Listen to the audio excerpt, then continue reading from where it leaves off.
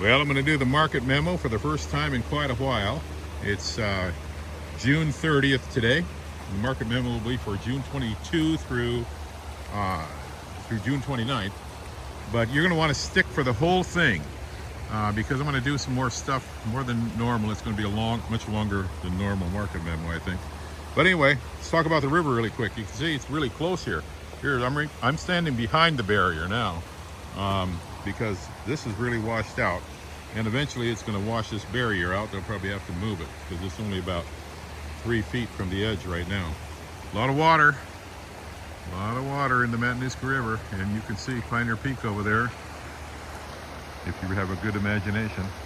All right, let's look at the market memo. There we are.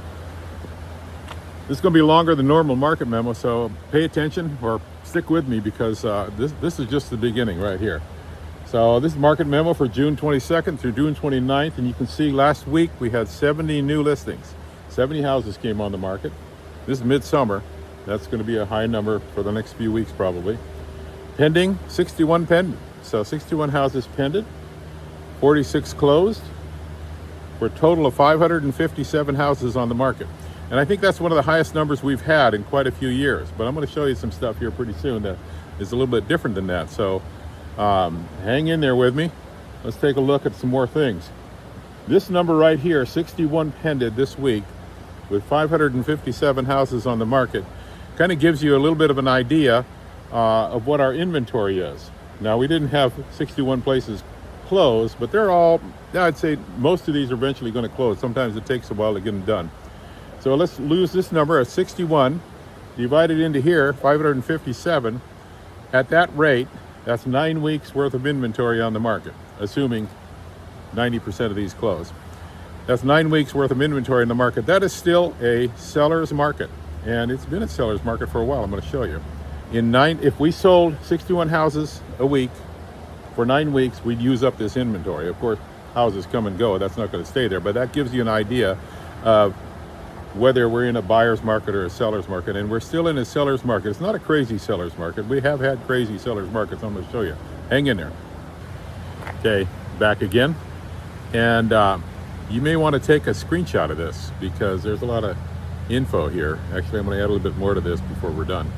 But this is the last week of June since 2019. Gives you an idea what's going on in the market. So the last week of June, midsummer, gives you just a good time to do it. A 1 week snapshot looking all the way back to 2019. And you know what 2019 was? That was back in the real days, before COVID, all right? So 2019, look at that. We had 796 houses on the market at that time.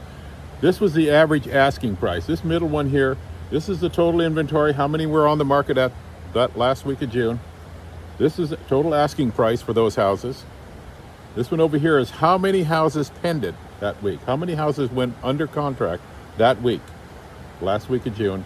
And this shows how many weeks of inventory there was on the market at that time.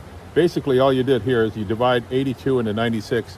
And if we had sold 82 houses a week for 10 weeks, we'd use up this inventory. That's basically gives you an idea. These are all rounded to the nearest number over here. 10 weeks, 6 weeks, 4 weeks. All right, but check that out. So really anything under,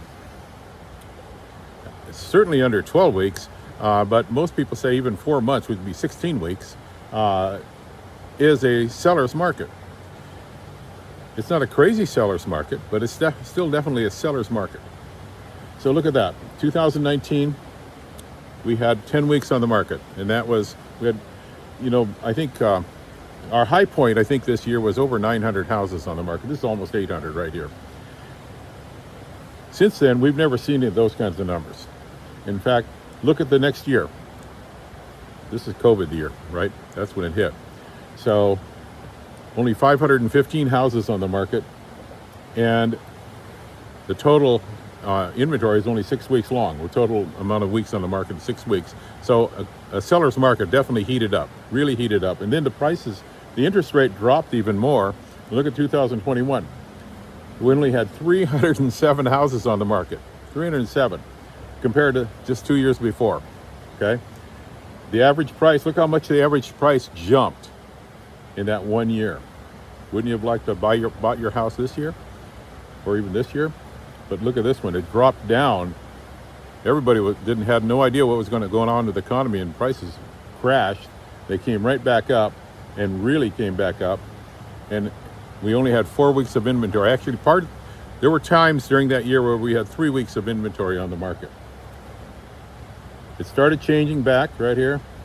You're back up to 9 weeks worth of inventory, but you notice the asking price pretty much slowly climbed every single year all the way up.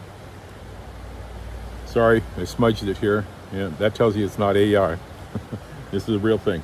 So inventory 2022, 428. Remember, this is the same week, last week of June, all the way up. 9 weeks worth of inventory, 7 weeks, 9 weeks, 9 weeks, 9 weeks. Pretty steady. The market's been steady. People ask us how the market is. Well, it's pretty steady. Pretty steady.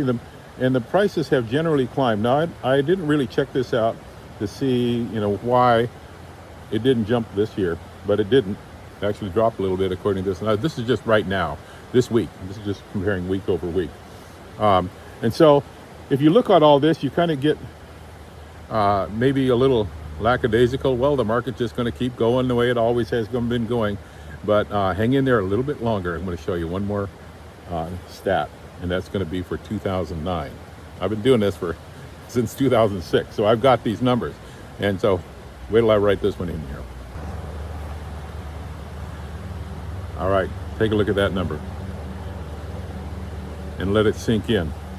In 2009, and this was true for several years in a row like this, there were 926 houses on the market. And I should have introduced, this is all Mat-Su Valley. This does not include anywhere else in Alaska, just the Mat-Su Valley. 926 houses on the market. Let's say that the third time. 926 houses on the market. Okay, the average price was $291. Look at how many pended that week. 24. Wouldn't you have liked to have been a real estate agent then? Scrambling around, trying to find buyers for these 926 houses. Only 24 pended. Look at how many weeks we had on the market then. 38. This is what you call a buyer's market, all right? People keep wondering, well, what do you mean we're in a seller's market? This is a buyer's market, all right? Right now, if you price your house right, it will sell, period. And if it's not selling, it's because you don't have it priced right. That's really, we need to market it. It's got to get out there to the buyers. But the buyers are out there. They're looking around. They're scraping. They're trying to see every house that comes on the market. So you need to price it right. It will sell. I can tell lots of stories about these days. And of course, I can tell lots of stories about these days too. This was a crazy, crazy market. We're not there right now. We were doing things that I'd never done before since I started real estate. And this year we were doing things that I'd never done before either. And hopefully we don't get back to that anytime soon. All right. Talk to you later. Bye.